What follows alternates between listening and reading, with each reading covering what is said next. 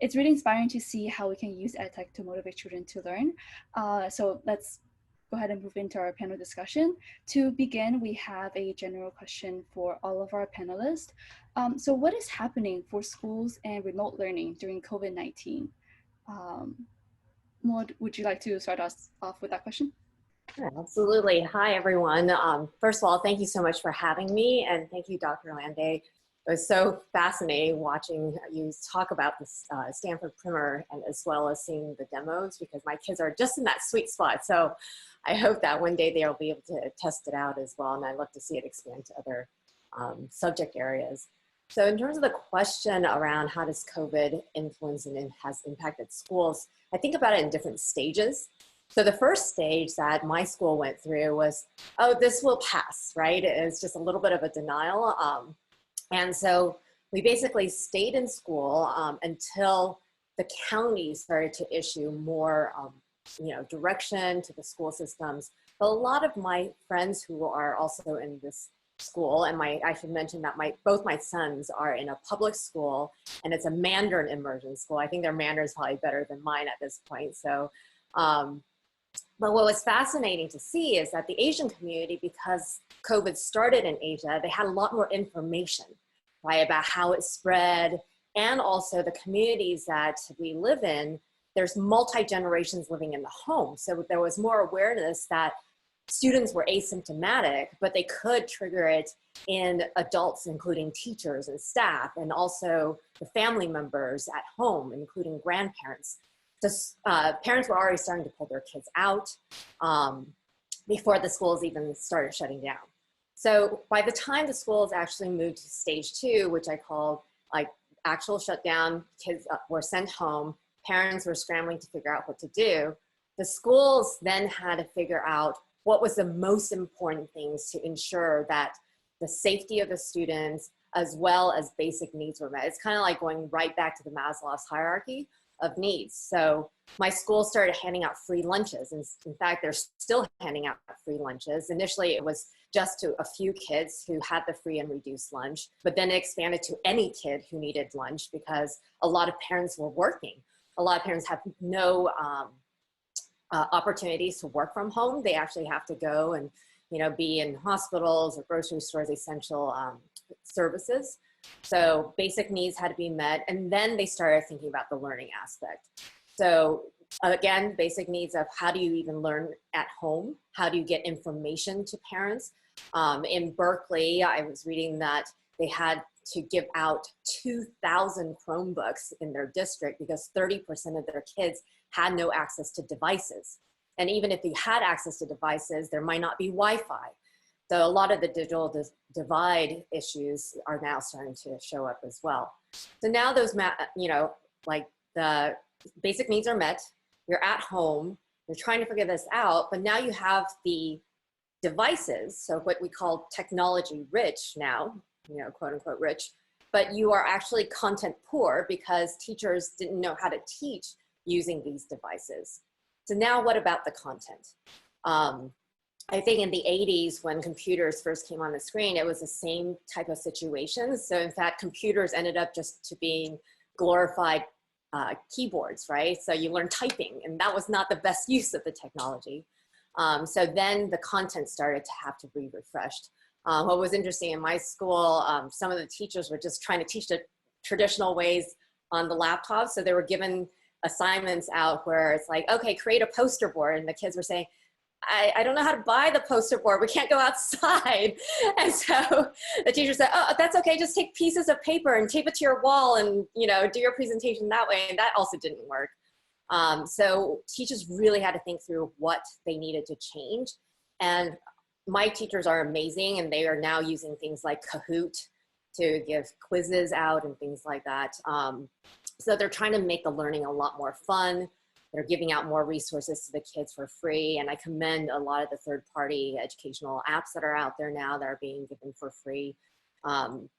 It's just been amazing because I feel really privileged to be able to watch my students throughout the day and seeing what they gravitate towards. And the whole Stanford primer was interesting because they do gravitate towards those narrative-based apps. And it's kind of fascinating to hear you talk, Dr. Landay, because I could see my students' interactions and it's being proven out by the research. So I think there's definitely something there.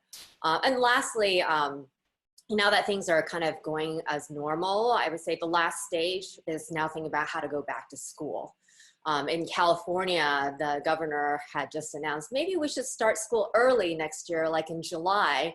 Of course, I don't think they ran this by the teachers unions, but I think it's going to be interesting to see the evolution of schools at all levels, right? From college all the way down, of how do we re-enter into the school?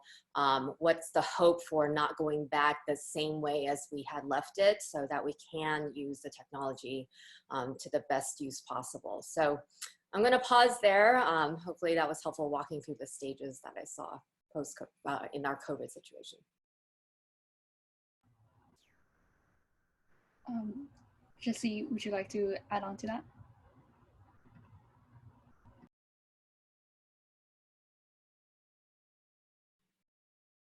Jesse, do you want to add some more nuances? And you're on mute. Can you guys hear me? Great. Thank you so much for inviting me to be a part of this really important panel. Thank you, Dr. Landay, Fong, for sharing. Before I start, I just really want to start by acknowledging, the suffering that so many people are going through right now. Children, families, schools, teachers, and a lot of that stuff is stuff that are being seen now by many of us, but are, the effects of poverty and oppression, the violence of capital, to be really blunt. And so we're seeing those effects now. And the reason I want to say that is because I want to share some bigger ideas that we're working with. I want to share some sort of specific manifestations of what those ideas look like in practice. But to acknowledge that there is no one-size-fits-all approach in terms of an actual thing. We can look at bigger ideas.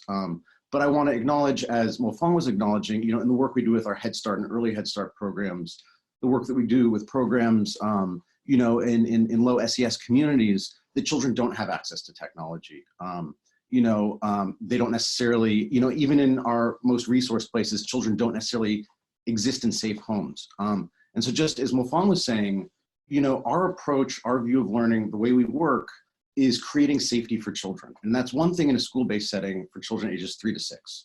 It's an environment of listening, of being present, of letting children lead their own learning by providing safe, open-ended, minimally structured environments. And so now that environment of safety that the school at its best can provide is now being distributed to families. And so families are suddenly really living with their children. They're confronting their children. They're seeing what their children's needs are, and they're figuring out that it's difficult to balance their own needs with their children's needs. So in our work, like our first advice, before we say, okay, look, and I say this to everyone, you always put on your mask before you put on the child sitting next to you's mask. Take care of yourself, make sure that you're safe, because if you're not safe, you can't help other people. But similarly for the school, oftentimes for young children, the school is the most important connection to resources that are provided. So meals, oftentimes laundry.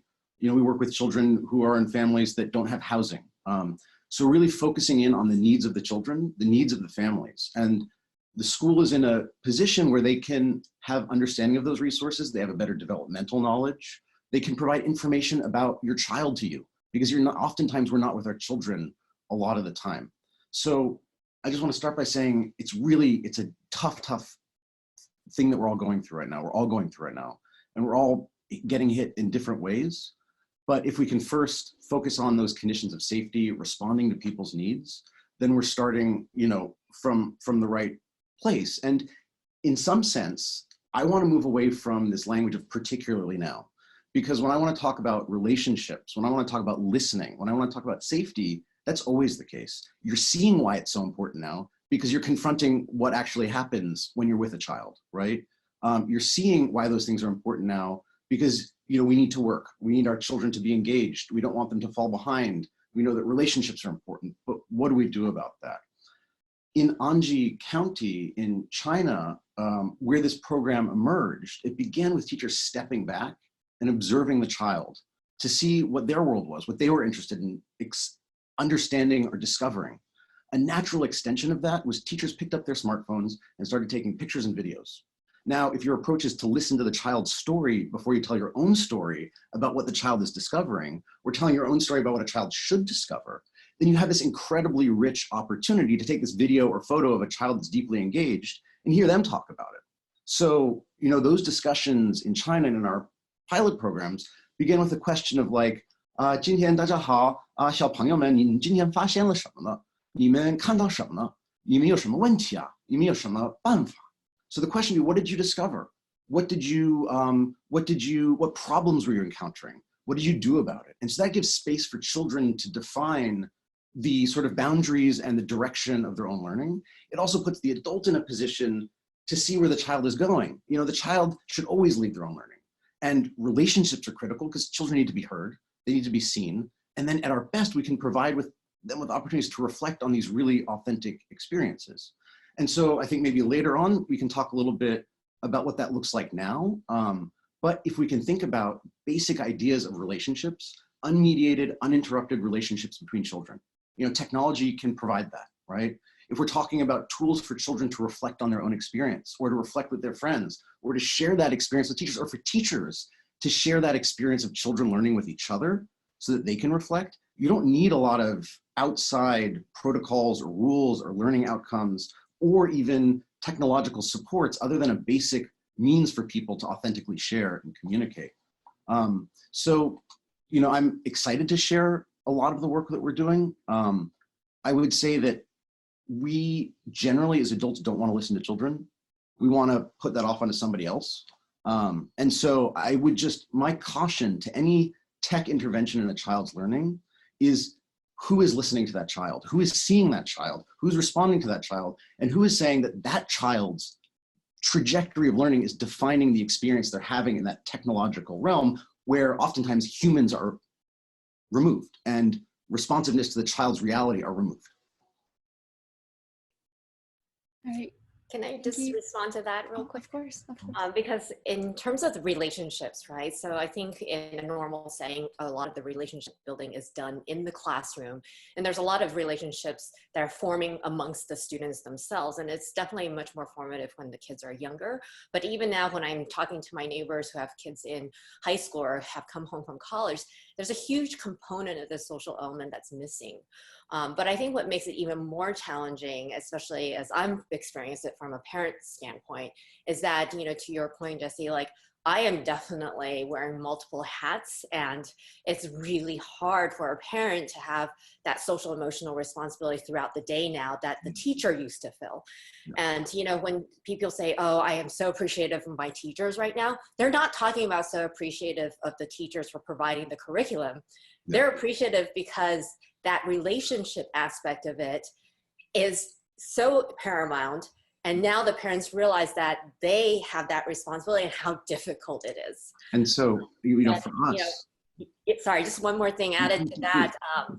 My older one has ADD. So, you know, with kids who are hyper attention deficit disorders, and they cannot sit still. So you almost have to sit right next to them. And there's teachers' aides who are helping those students as well. But in most districts, they were not prepared to go online at all. So in fact, the most needy kids have now been delayed even more in catching up to their the other classmates in their learning. But now they're even more delayed in learning the social emotional aspects of how to behave in group environments too. So that I see as the fallback. And I think that, you know, one of the things that we really look at, like in responding to children's needs, young children, older children, children need to move around. They need to express themselves. They need to physically move. But we're also confronting, and my friends who have children who are in primary school, you know, in Anji, in the work we're doing, we say, get rid of all outcomes. You know, children in Anji, they're incredibly great problem solvers. They're innovative, they're creative, they negotiate social emotionally, they're incredibly self-regulated. Because they have this freedom, because they're being listened to, they listen to others, right? So you have this lack of outcomes that means that the important work is creating the conditions for the child to be deeply engaged in the joy of discovery. You can systematize that. But if you say that, right, then you know, parents are confronting, are the outcomes that these schools are looking for relevant to the needs of my child?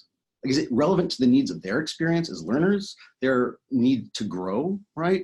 So we can create lots of systems that create great outcomes in a very narrow sense. But that is almost for a parent whose child needs to move around. You know, in Anji, we have lots of children on the autistic spectrum.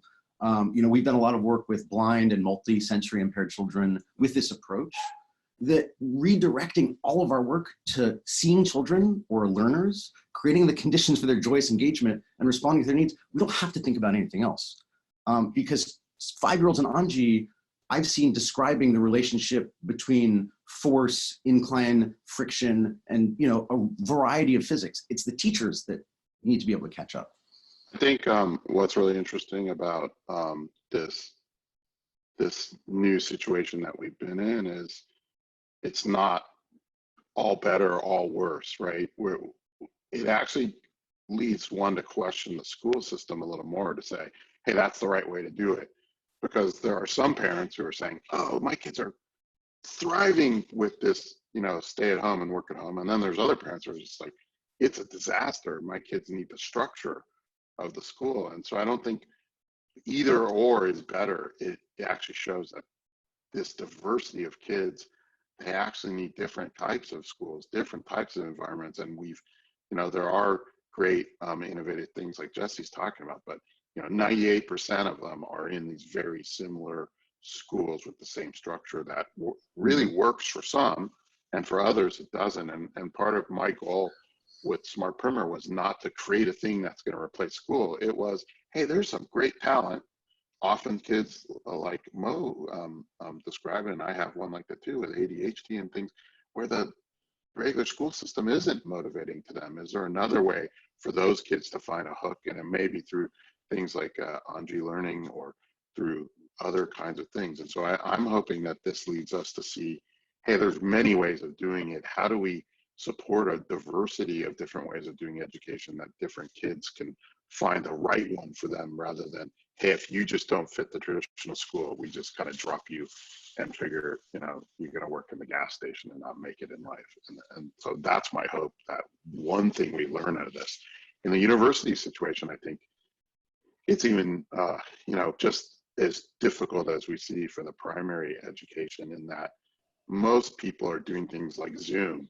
And this is just to stay above water. It's not really anything about innovation at all. I'm hoping, like Mo noticed her teachers improving, but I'm hoping that summer becomes this time where a lot of teachers are going to reflect and go, wow, we had to do this and it was really bad in all these ways, and really start to think of how to do it better.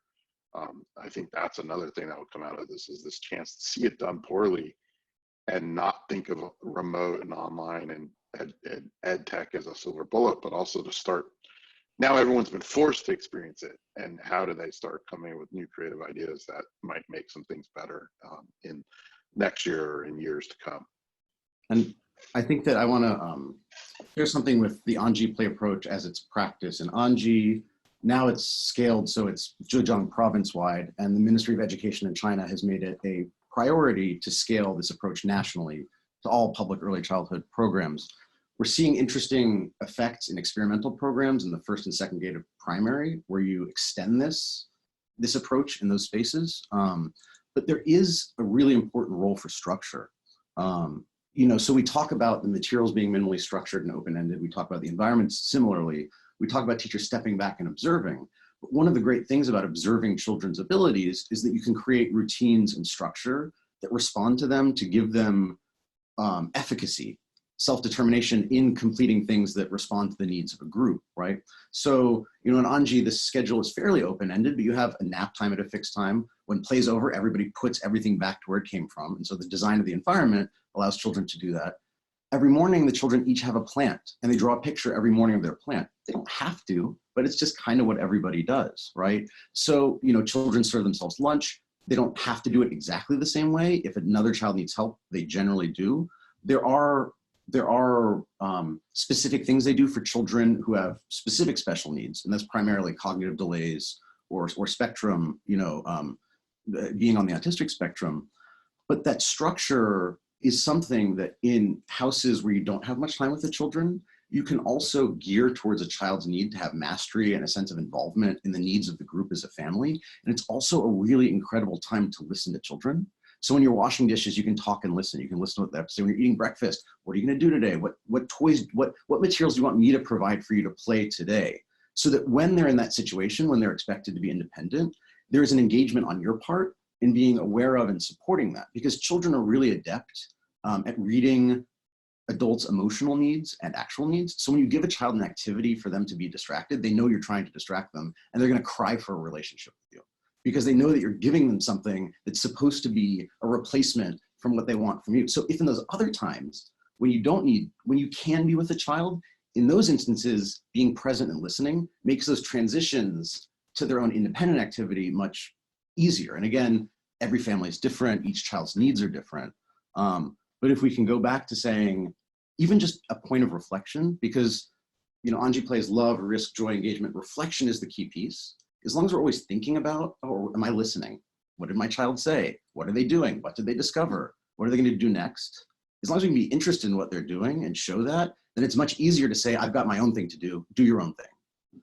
And it not be about, you know, I don't have time for you.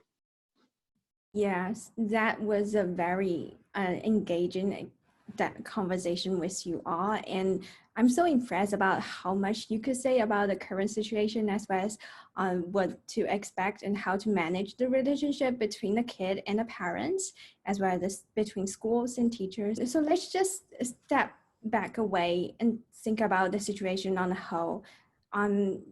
Would you think that this event, the COVID-19, would have a lasting impact on the educational systems or the educational landscapes, either in China or the United States? Well, I think just building on what I said before, I think, you know, one of the questions out there said, hey, this tech in education really hasn't changed a lot in 30 years. It's really, you know, still about just using tech, and teachers are teaching the same. And I have kind of multiple thoughts about that. One is, yes, teachers teaching the same for a lot of kind of structural reasons and standards reasons and other things that add a lot to how the system is. But I'm hoping that this kind of what, you know, some might call a black swan event or a disruption will actually cause people to question the current systems and not necessarily just say, hey, we should use Zoom at home, but really start to think about, you know, are there ways maybe of involving parents more at home, and maybe society saying that's okay, that you're trying to juggle your job at Apple or Google or Stanford for whatnot, and try to help your kids learning at home, which, you know, for some people has been part of the stressor, is like, how am I supposed to do all these things at once? So I'm not sure I know what the answers are at this point, as much as I hope that the questions are coming up that will cause people to, you know, just question the assumptions and question the way things are done, and maybe we get some great new ideas because so many more people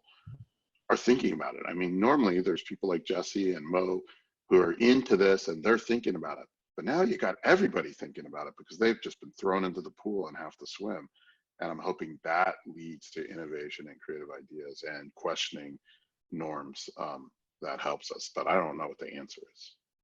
I couldn't agree more. And I just want to jump in here because my hopes and aspirations are even higher. I really hope that this is a transformation for education globally. There's a statistic out by UNESCO that says as of May 1st, 73% of kids worldwide will have been impacted in education by COVID. 73%, that's huge, right? So this is a global experiment, not just US, not just China.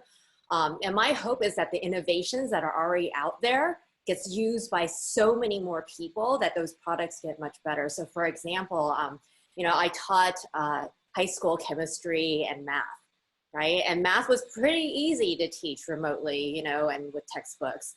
But with chemistry, you have to get in there and do your experiments. How do you do that online, right? And even back then, like, I let my kids do their own experiments and they had to research something on their own.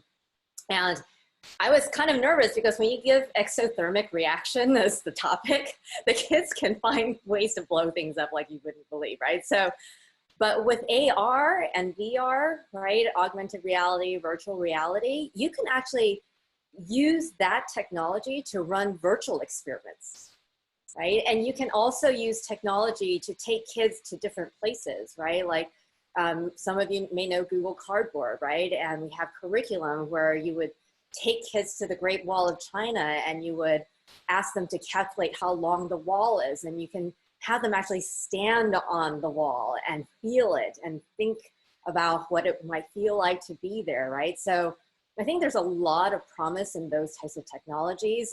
There's lightup.io, and they're actually doing things where you can take two magnets, and if you put on the virtual reality goggles, you can see the magnetic fields as you turn the magnets around. And it's just so cool what technology can do in a world where most of the time you can't see these scientific principles. So my hope and aspiration after this is over is that people will be able to adopt those technologies more in the classrooms, but we got to find a way to make it accessible because those devices are still so expensive. So how do you make that adoption happen? And I think that, you know, from our perspective, you know, our focus is generally sort of observing what's going on in the present and then reflecting on it and then kind of deciding what's going to happen next based on that reflection. So, you know, we're really focused on the present. Part of the way that we see children's learning is that when you create the safety, right? Children are listened to, they're trusted, they have routines that respond to their ability, they know when playtime is going to be, they know where the materials go, they know that they can take risks and that people are going to listen to them and that they're going to see their voice sort of throughout the school. Because every day a child is drawing a picture of what they played and the teacher is writing down their words about what they played. So every day there's a new assessment, essentially, or description of the child's learning in their own voice. That's everywhere. So we want to say that children who are in that position of safety take risks. And that's not just physical risks, that's cognitive, emotional risks. It's making a prediction based on the information you have and a high degree of something that's unknown. So children, when they have safety, thrive in uncertainty. Teachers, when they have safety, when they're paid well, when they have time to reflect together, when they're respected, when they're not implementing 20 different approaches and, you know, assessing things on this level and that level, they also take a great deal of joy in the engagement of the uncertainty of what a child's going to do next. So I think if right now, my hope is that we can focus in on relationships, focus in on safety, see how we can, in this uncertainty, do what's good for us right now, right? What's going to be best for my child at home with me right now, right? My hope is, you know, that this will allow people to get to know their children better, to understand why schools are more important, to question the outcomes that we're expecting of children in school, to question our own expectations of children, you know, what we think they are. If we can create uses of technology that bring people together, you know, that Professor Landay was saying, like really as tools for children to interrogate the world around them and their experience, right? To have control over understanding the story that they're telling, then my hope is we can move in that direction. My fear is that, you know, more teachers will lose jobs, families will have less money, there'll be more efficient ways to replace human relationships with the delivery of content, you know, that we're going to move in the ways of the efficiencies that this opportunity presents.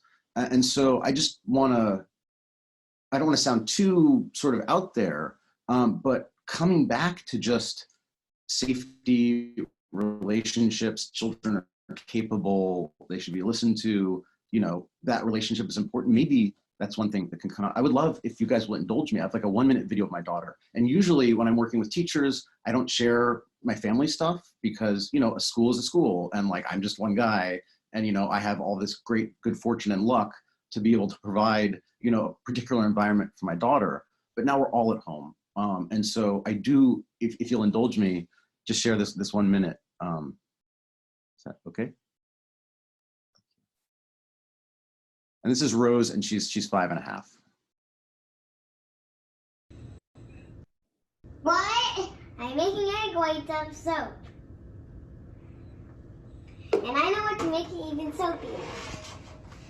Adding some more. What are you making, Rose? Egg whites of soap. What are egg whites? They're big puffs of big bubbly stuff. And I'm making it out of soap. My own toy. Weird, actually. That you're making it out of soap. Yeah, it's not, you can't eat it. But the real egg whites you can eat if they're baked in, what is it? Oh yeah, waffles. And I had waffles for breakfast, but I didn't really eat them. So you're just trying to make something out of them. Because you don't want to waste. Yeah, that would be bad because right now we can't buy that much food. Yes, it's a virus is going around. And it's a virus we've never seen before. So we've got to stay home. Some people are even dying. No. Yes, some people are even dying. Well, look. You never know. I do know, actually. Daddy, are some people dying? And so, yeah, that was her friend. They're in school together. They haven't seen each other at that point for 40 days. You know, you can see at the end why an adult can be necessary. There's a technical difficulty, like something came up on the screen, so she couldn't see her friend. So you can't just kind of like set it and forget it, if you will. It's good to be present. You could see, you know, we have a routine of doing dishes together, so it transitioned nicely into a space for play. You can talk about the environment as a yes space where she can get wet and move things around. You can see how they went quickly from, okay, this is what I ate this morning, to don't waste because there's a virus, to Rosie saying, we don't know, this virus is new and we can die. Children have a need to, just as we do as adults, share information, confirm information, you know, not be interrupted by an adult saying, oh, you should say this, or, oh, why didn't you act that way? But the reason I want to show that is there's hope because of technology, you know, we can still have children talking to each other, finding people to listen to them. Yes, that's great conversation again. And I'm also again impressed by how passionate you all are about the future or what we could expect in the future of EdTech. We have seen a question on the Q&A panel, which is really great, about in the past, the teachers are using actually the same way to teach with technology, like using the PowerPoint, but then they are still using PowerPoints to some extent. It's still the mainstream way of using technology in classroom. So he's just wondering whether there are any other ways we could expect or involve the teacher into the process of educational technology development or educational technology design as a whole. So maybe we could start with James because you are the closest one to design the experience of learning, right? So the question was how to involve the teachers in design. Is that what you said? Yeah. Yeah, I mean, so any, you know, I don't know how many of these ed tech startups do it this way, but, you know, most design processes are very human or user-centered, as we say. And so they really involve figuring out who are the interested parties that are going to be involved and making sure that you go out and observe them, interview them, and maybe even do co-design where they're involved in it. In fact, Google had some really great educational technology people who do co-design where kids actually are in there in the lab. In fact, my son did it for a couple of years in Google where they were in designing future Google products, or at least giving them feedback of future Google products. And I think that's a great way to do it. That's something that's really been popularized in the IDC community and with faculty members like Allison Droon, who was at the University of Maryland, who's now the Vice Provost for Research at Pratt. So you have to have a methodology that goes out and does that. Now, one mistake people often have is they only look at one party in that transaction, let us say. So they might say, yeah, we're building this thing for kids. So they only will go watch kids or interview kids. And you need to be also looking at the parents. You also got to be looking at the teachers. You got to be looking maybe even at siblings, you know, to see how does the technology fit in the social and organizational milieu that is involved. So people who are doing it well are looking at all of those different parties and using need finding and, you know, at Stanford would say design thinking processes to really get at it. And I don't think there's any real really any big tricks there other than basic sweat and effort to go see what is really happening with people, and use that and continually involve them in your design process to make sure you're meeting their needs. And you should probably fail along the way. If you didn't fail along the way, you're probably doing something wrong, because it's very rare that you get it right from the first shot. Just to add a little to that, I think it's also really important to observe the users in their environment, right? So there's one thing to bring people in to test out the technology, look at the UI, but really, how does it work in practice? And, you know, Professor Landay said that for the chatbot, sometimes it's having a person read a script before they actually go and code it. So what are the substitutes that you can have before you do the full development cycle? But I think it goes even before then to understand the user problems. I think if any credible EdTech company would first truly understand the pain point that we're trying to solve for, and then to see if the technology can solve for that. It's really difficult to replace relationships, you know, to Jesse's point. But if it's to solve for things like tutoring or to help with grammar when you're writing, maybe there's more technology solutions for those things. And I mean, I think, you know, from our perspective, and we take a pretty, you know, we have a very specific set of beliefs that we kind of hew to, that, you know, just distinguishing between like market-based needs versus like human needs or child needs, you know, like investor needs or even research needs, because oftentimes those are very outcomes focused. Like, how do we achieve this specific result through this thing that we design? And, you know, oftentimes that's, you know, there's a process in saying, you know, this is a specific need that we've defined that we're going to address. The work that sort of has happened, you know, in Anji, it began sort of by stepping back and looking at children. Technology played a really important role because the remit to the teacher was to understand the child, and they had this device, right? And so what they then did was they started taking long videos, and what happened there was the camera actually forced them to watch what was going on.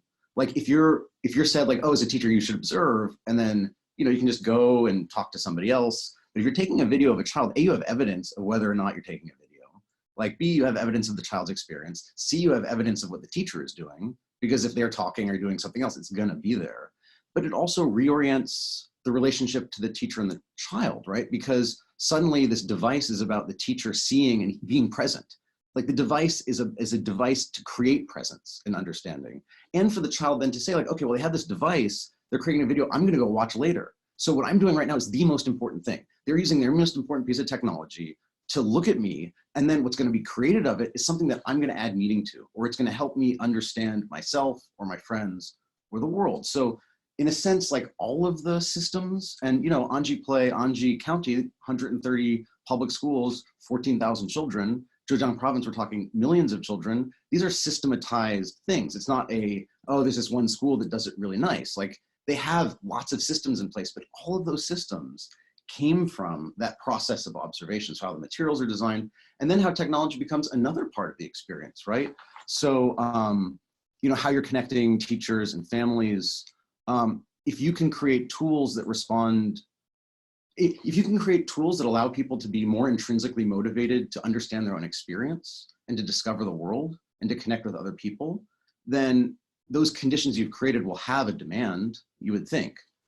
So for us, you know, EdTech, you know, we want to move away from this is what we want to see children doing to we want to see children.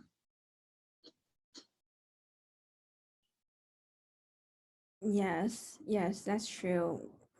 Yeah, Jesse, you actually remind me of another question that we haven't covered yet.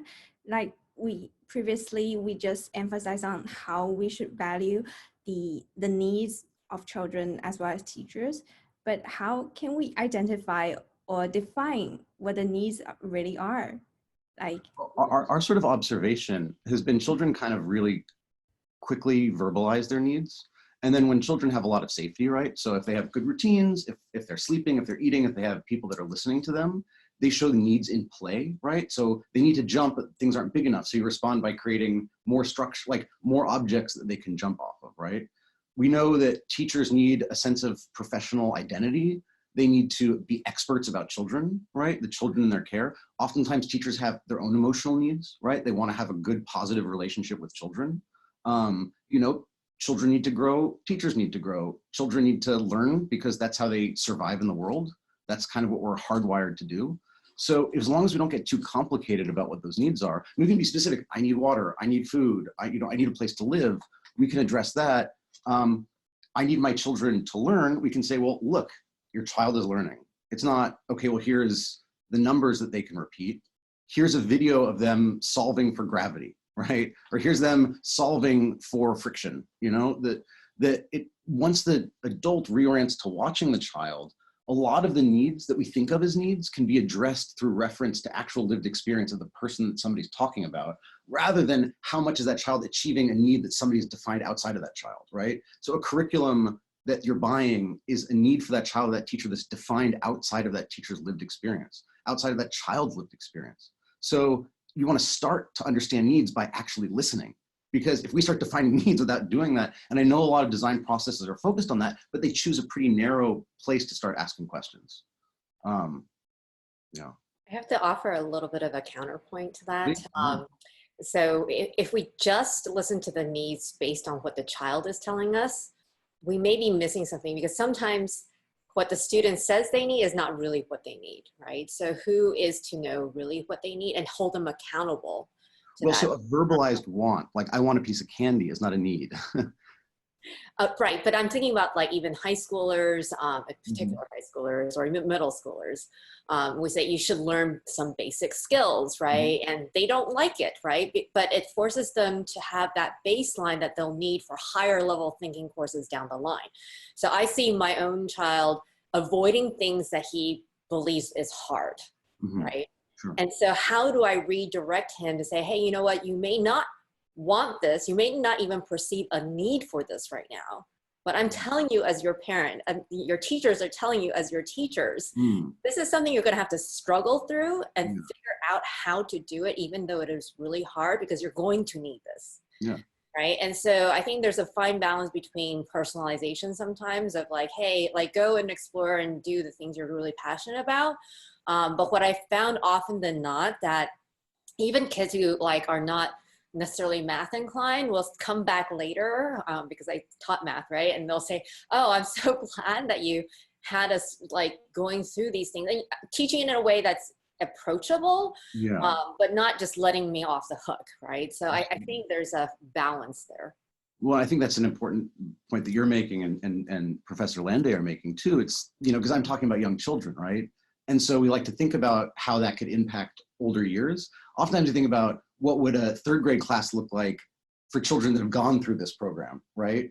And then you could say that, well, then which is the fifth grade class, like you could kind of project forward, but most people aren't starting with that age 3 to 6 experience of, you know, their intrinsic motivation guiding their inquiry into the world, right? So I guess, you know, to me, one of the questions that I would ask is, you know, that there are needs that are expressed by a system, right? The need to adapt to the expectations of a teacher, right? That's a need that is part of the child's experience. I think responding, you know, why is this difficult, right? You know, and I'm sure you do that, right? Like, I'm sure you get whatever answer you get, right? Well, I'd love to hear Dr. Landay's perspective on this, because I know some of the audience might be from China, and there's a lot of cultural differences. In my mind, I was born in Taiwan and moved when I was 5 to the US. So I think this ethos of like, how do you balance this, like, you know, rigor, you know, really paying attention to the textbooks versus that innovation, and the research that you cited was interesting in the beginning. So how do you see, you know, the balance between having the kids really do what they need and what they want to do? I mean, there's definitely huge cultural differences in how education systems are done, and in terms of even questioning the authority of the teacher and knowledge.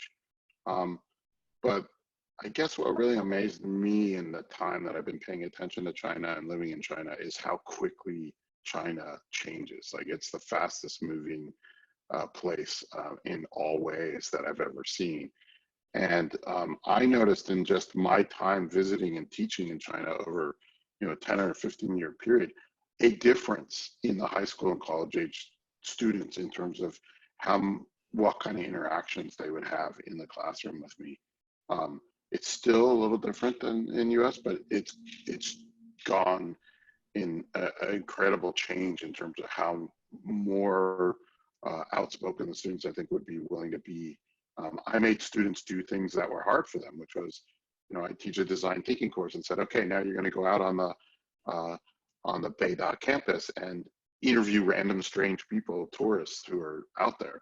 And, for some people, that's like really hard. Like, I'm going to go up to strangers and ask them questions. But, doing this over time, I've noticed, a shift of the students having the wherewithal to kind of do these things that are culturally maybe different. So I've seen that change. It's still different, I think, but, and we especially saw it in creativity, where I had one student say, oh yeah, when I was in school and you did art, you were graded on how well you were able to replicate what the teacher drew or the model, not your creativity of how different or unique what you did was. So there's certain cultural norms there that may still be different, but I think it's changing quite a bit as the society has paid attention. I think one of the reasons I brought up that iPad in 2010 was they did a teardown of the iPad and said, how much of the value goes to each country from this device?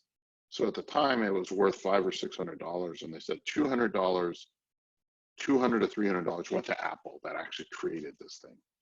And another 200 or something dollars went to Japan and Korea, where the display and a lot of the chips came from. And then in China, where they were actually making the thing, they got $10 to $15. And so people were really waking up to, hey, we need to not just build things, we have to have the ideas and the products.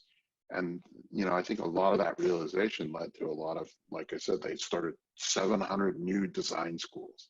Now, most of them are probably not great design schools, but still this idea that innovation and creativity was a piece that was missing. And so therefore we have to do it. Changing culture takes a long time, but I actually see a shift happening in China with respect to that. And I would say, I've had the great good fortune, the last 20 so years being in China, a good part of that time, really seeing a shift in parents' views of the education system. Parents are increasingly concerned about the pressure that's being put on children through the Gaokao, through just, that expectation. I've heard parents say that my child is in high school in the first grade, that loss of freedom begins when they're 6 or 7. And so I think, to kind of bookend or to piggyback on Professor Landay, there's a realization that what's happening in those schools is both not good for children, like it's not good for them in the present, and it might not really be good for their abilities in the future. Yeah, I was at the Lego, we were invited to the Lego Ideas Summit, and the CEO of the Lego Foundation got up and said, Google hiring managers, they say in 2020, STEM skills are number 137. Like number 1 is like problem solving, number 2 is whatever, social emotional. They listed all these like executive functioning, or what we might think of as soft skills, and like the knowledge that we want our children to learn as like the bottom, because you can learn, you can Google that. Like there's no shortage of people that can use a TI-83 or whatever the equivalent is now. There's a shortage of people that can deal with setbacks, who can solve problems. And so I think there's a demand in China right now for a change in the structure of education that wasn't there 20 years ago, that I think has changed. But I also think there is hopefully an acknowledgement that's going to happen here too, that like those assignments where you're learning things also have to be contextualized. Like Dr. Landay is saying, it's like that learning to be engaging have to have some context for many children. But I also want to push back a little bit against this idea that like listening and reflection is necessarily personalized, because you create a space where all the children can talk and argue and listen to each other. They're going to personalize it themselves. It's not like an adult has to work with each individual child to create a learning experience that meets their needs. Those children are creating the learning experience that meets each other's needs because the adult is holding space for them to reflect.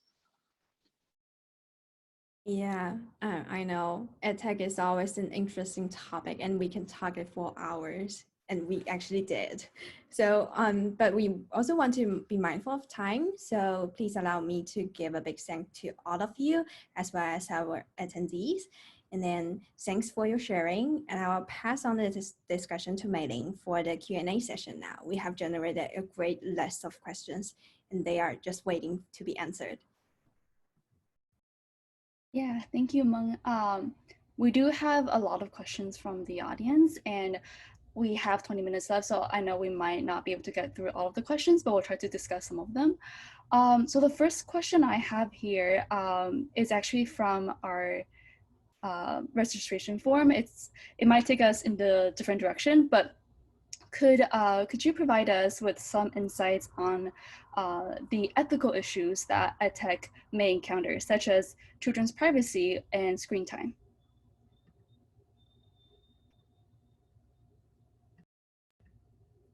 Feel free to jump in when you have an answer for that. I mean, I'll just really quickly, I won't go on for too long, that children's privacy is a huge concern. In China, there are laws, children, 肖像权, you can't just take a child's photo and use it. It's actually probably more liberal in the United States legally, but it's not necessarily that stringently enforced in China. I think that within Anji, pictures are being taken and primarily shared internally. As we're all in different places. Yeah, I mean, that's a huge concern. The child's privacy and also their sense of safety in this space, and their control over their own identity and what it means to them, now starting earlier and earlier. And then just screen time. Yeah, I mean, there are kids that love to be on screens for 12 hours, some kids that don't like to be on screens. If it's an active creation of meaning and relationships, then maybe it's like, painful for the eyes and you should get outside more. Yeah, I mean, I think the screen time issue is a controversial issue. People feel about it differently. And like Jesse says, it could depend on what you're doing with it. But I still feel like one thing I've noticed from at least my neighborhood with COVID is suddenly everyone's outside. People I've never seen, because normally they're driving from place to place and taking their kids from tutor to tutor or after school activity, are actually out in the world in a way that I haven't really seen since I was a kid, because that's what we did. We were out in the world. Even if we had TV to watch, we still did things. And I do think technology can be a way to encourage getting off the technology and into that place, and then maybe coming back to it. So, part of our goal with Smart Primer, and we haven't got there yet, I just hinted at some of it, is how do you, at least in the maybe Pokemon Go being a way, get people outside, even if sometimes they have the technology with them, but maybe they're paying attention to the real world a bit too. So there is a chance for that. And maybe this kind of inflection point is another time to think about, hey, this has been pretty good, people getting outside, even if they can't get within 10 or 20 feet of everyone else. There's something about, I heard a educational thing last night on NPR of these awe moments, getting to see the awe in the world can really help with the learning. I just have a couple of things to add. I know all of us don't have to answer every question. My comment is more about the design of the technology itself, to take both into consideration at the onset, right? Knowing that both are very important. So for example, like YouTube has a way of, on their YouTube Kids app, to give parents control over how much time at a stretch kids can even watch, and then it shuts it down. Right? Or even thinking about cyberbullying, right? I was talking to some friends of mine where teachers don't know how to turn off the chat room. So there's all these conversations happening that they don't know about. But if we do better teacher training on all these features and these devices and apps, then it gives the control back to the adult in the room, and it can help with some of the issues around screen time or privacy and a bunch of other social issues. I just want to add one more thing, which is that I didn't mean to say children shouldn't be playing. Children should play. Like, children should be discovering the resources that are in their environment around them and solving those problems. But I don't think screens in and of themselves are bad, I guess is what I'm saying. I think that just as Dr. Landay is saying, Professor Landay is saying, like, how we use them, right? If you use technology to not have a relationship with a child, that's probably not a good thing. If technology is a system of rewards where the child becomes dependent on the reward that's provided by the technology, then it's going to be very tough for them to get back to a place where they can be intrinsically motivated by the world around them, because they're going to be waiting for that text message coming in, that reward that's built into the system to make the child want to advance to the next level in the design if it's designed that way. So I think thinking about dependence and you know, the presence of the adult and the child's relationship are really important too. Thank you, all our panelists. We have another big questions from the audience. So what are the roles of venture capitalists and private equity firms in the short-termism that we see in some of the EdTech startups? Do you think there is a trade-off between pursuing scalability and the quality of education? And also, how do you interpret the more cynical neoliberal interpretation of the rise of EdTech?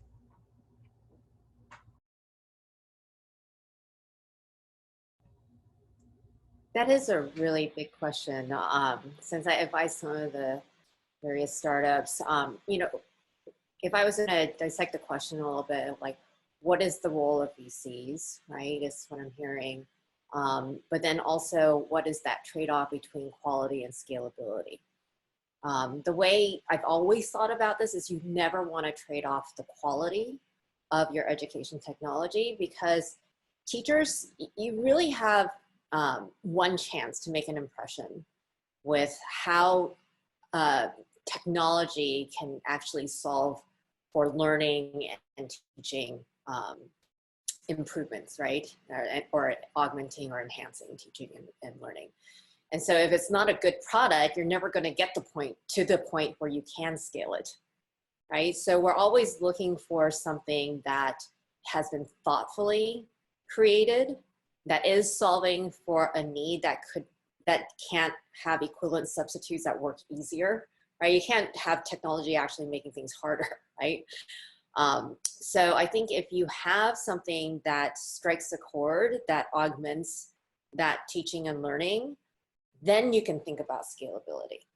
I think the challenge with US education systems is that there's a lot of autonomy given to individual schools, districts, states. So it cannot be like a mandate to use things. I mean, we've seen mandates, you know, nationwide mandates that don't work, especially around testing.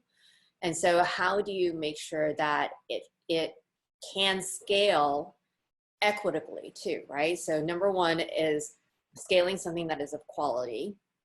And then number two, when you do scale it, you're not scaling it to the richest of districts that can afford it, but then also to the rural districts, the urban districts, kids who really usually don't have access, right? Otherwise, the divide in education gets wider and wider and wider. So that, to me, is like a responsibility, if you will, of VCs. It's not just to think about the bottom line, but it's in total, what's the societal impact, especially for the kids who need it the most.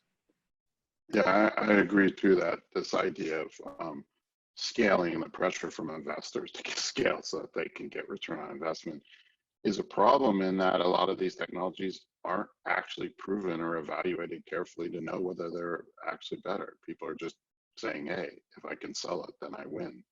And so, you know, I know there's a lot of interest in say, hey, how do you take this out of the lab and scale it up? But I really think you got to make sure your stuff has a positive impact, even in the narrow audience, before you start thinking about, well, how do I make it work for the whole world? Otherwise, you're wasting a lot of time if it's not going to have positive impact. I mean, I suppose my perspective would be sort of a larger critique maybe of that, of those structures that are in place where we, and I'll only speak for young children, that, and as a parent or working with educators, we really don't want markets or capital either defining or sort of manipulating people's perception of their own needs. And so one of the concerns I often have around equity, the equity piece, is that, you know, if I'm the CEO of Google, you know, my kid's maybe going to a Waldorf school and they have these lovely relationships, but the children in the inner cities, let's replace their relationships with computers because that's going to give them a leg up. So I don't want to conflate giving children that are perceived as not having resources something that we aren't going to give to our own children. And I think that, you know, in the work we talk about with young children, we always want the need to be defined from the bottom up and then change what's going on above us. So we want to talk about systems changes. And that includes, I hope, redirecting resources to the needs of children as we've observed them. But understanding that products that are delivered to us, the outcomes that they're measuring or the ways they're designed may be distinct from what we think is healthy for children or what they need. I mean, you can scale Coca-Cola really quickly because people love sugar. So scaling is just finding something that people will pay for, you know. Thank you for your insights. We have another question that's related to scaling. So this audience member wants to know, do the panelists have any suggestions, perhaps from a public policy viewpoint, about scaling some of these ideas that were brought up today?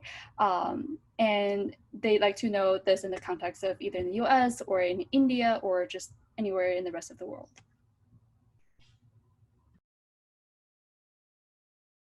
I mean, I would just reiterate what I just said in terms of, let's try to make sure that the proper research and studies have been done, that these ideas make sense before we think about scaling. Scaling has a lot of the issues that Mo brought up of making sure that these technologies work with different populations that have different resources. We've already talked about cultural differences. You need to pay attention to that in the design of these things. Even within the United States, there's cultural differences that one needs to pay attention to. And so we need to make sure that research is done before we put the cart before the horse and do the scaling. I can't speak more to the actual issues in scaling other than say, hey, let's get it right before we go large.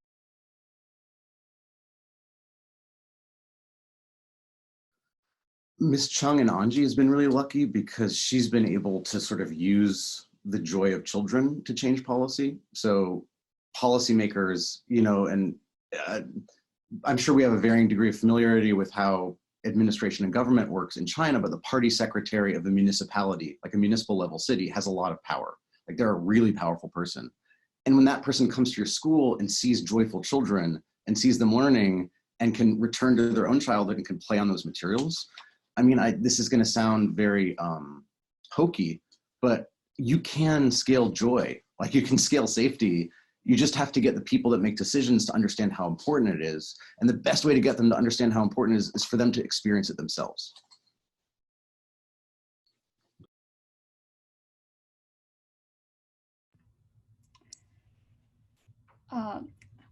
Well, we have another audience member share with us that they, sorry, this question just came in, so I'm just gonna read it. So we are in a leapfrog moment with the EdTech innovation. Oh, sorry, are we in a leapfrog moment with the EdTech innovation? Is there likely a radical shift, or is innovation more gradual? Yeah, and then if there is a big change, how would you characterize the top likely changes? I'm just going to say all of these changes that they take a lot longer than we expect, and then they in the short term, and they go a lot faster than we expect in the long term. So, you know, if we expect a radical shift, it's not going to happen as fast as you think. Yet in the long term, it's going to happen much faster than we think. We'll see some change.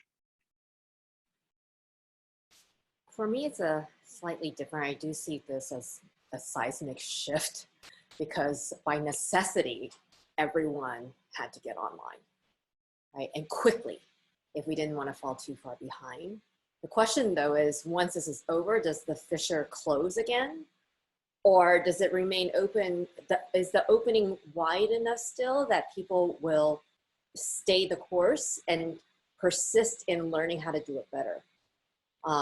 So to me, you've seen seismic shifts in learning management systems, right? So we've seen huge jumps in things like Zoom or Google Meet. Google Classroom is like the #1 downloaded app in both iOS and Play, right? Because everyone is trying to get their classrooms online right now.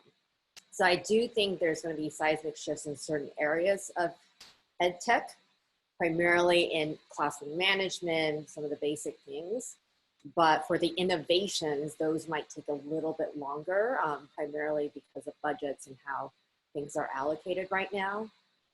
So I'm very curious how this will work out in terms of the continued investment that districts and states will keep having in these areas. It's somewhat related to policy as well. You know, do they feel that it is important enough? Because when is the next seismic shift going to happen? What is the next crisis that will, you know, make everyone realize that this is not something that's important just during COVID, but it's going to be important far down the future.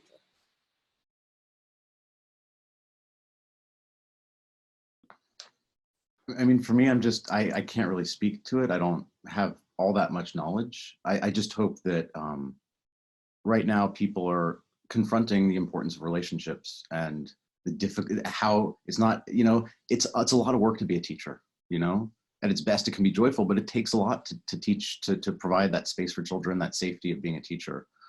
So how that impacts EdTech, I'm sure that once people can go back to whatever the next normal is, they're just going to rush to whatever the solution is that's provided, because it's rough right now for so many people. But if we can just keep in mind that those relationships are so important, I hope that has an impact on EdTech, certainly. Keep the humans in there. Definitely. We are going to ask our last question here. So we have multiple audience members interested in knowing how do we introduce technology to classroom teachers? And this is definitely very applicable now during this pandemic. As a student teacher, I have to put content online for my students without much training about it. So this audience member would like to know, what are some practices on training more teachers to take good use of technology and design quality online learning experiences, not just through some content on Google Classroom? I mean, I can speak briefly from the perspective of professional development. All the teachers we've been working with in different parts of the world, we've been using Zoom for the last year and a half, 2 years. So a lot of it, the initial work was just the basics, how do you basically use this? Because our approach is, you observe and use the resources around you to solve problems. So the more you know how things work, the more you can mold them, you can put them in service of your needs, right? So somebody suggested to me, we make an app so that when teachers are watching, they can push a button when they see social emotional development, push a button when they see math learning, push a button when they see literacy. The issue was the second you start pushing buttons, you're not engaging with watching the child in front of you. You get pulled out of it. So in Anji and the work we do, we use really basic technologies, but we try to create this situation where the teachers feel confident in using those basic functions so that they can create the things they need to solve the problems they need.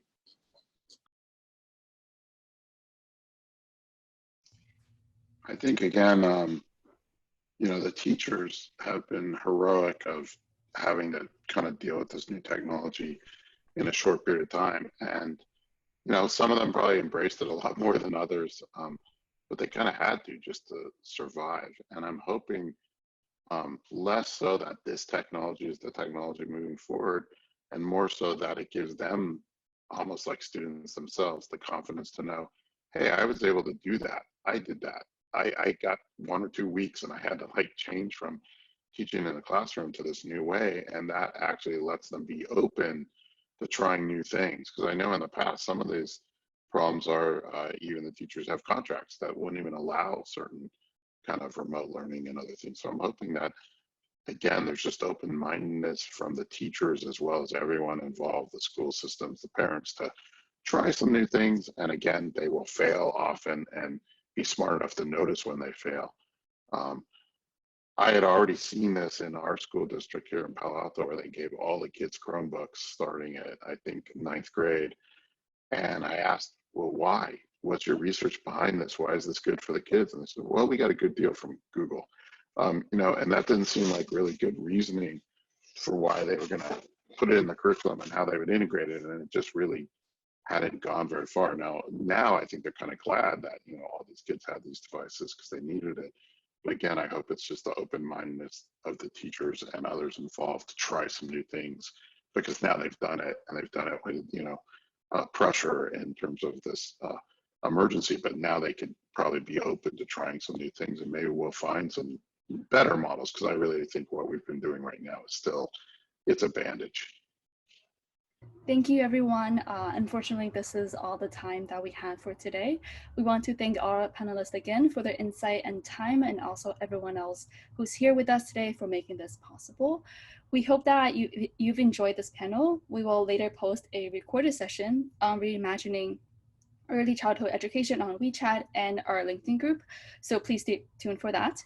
If you have any questions or concerns or comments for us, feel free to reach out on our LinkedIn page or through our email. We are open to any feedback or questions, and we thank you, and we look forward to seeing you again next year.